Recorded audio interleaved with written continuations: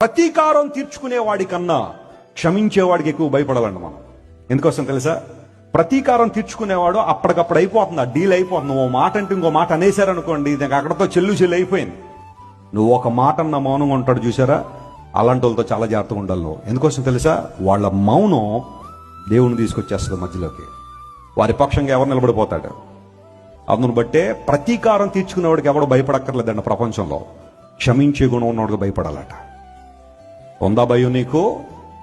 భార్య ఏమంటలేదని చెప్పి ఇష్టానుసారం మాట్లాడుతున్నావా?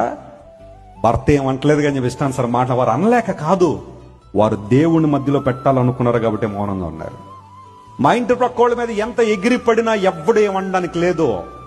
నా ఇష్టానుసారం ఎగురుతానంటావా? వాళ్ళు కూడా నీలాగా ఎందుకు ఎగరట్లేదో తెలుసా? వారు దేవుని మధ్యలో పెట్టాలనుకున్నారు కాబట్టి. తోటి విశ్వాసి నేను ఎన్ని మాటలన్నా పడుతుందండి, నన్ను క్షమించేస్తుందండి, అందరూ బట్టి నా నోరు ఉంది కదా, ఇష్టానుసారం మాట్లాడతాను, నిందలు క్రియేట్ చేస్తాను, రోమర్లు క్రియేట్ చేస్తాను, ఎవడు నన్ను అడగడానికి లేదంటావా? వాళ్ళని క్షమిస్తున్నారంటే అర్థం ఏంటో తెలుసా?